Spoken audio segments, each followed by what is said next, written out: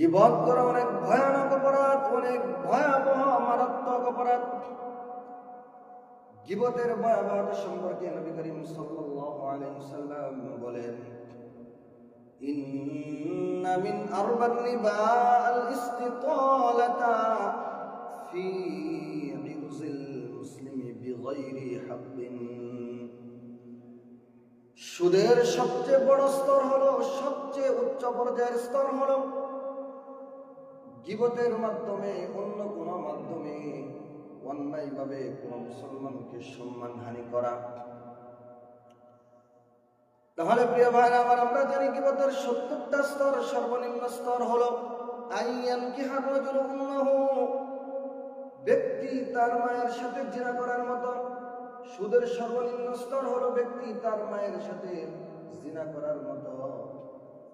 আর সুদের সবচেয়ে বড় স্তর হলো অন্যায়ভাবে কোনো মুসলমানকে গীবতের মাধ্যমে বা অন্য কোনো মাধ্যমে সম্মানহানি করা হলো সবচেয়ে বড় স্তর।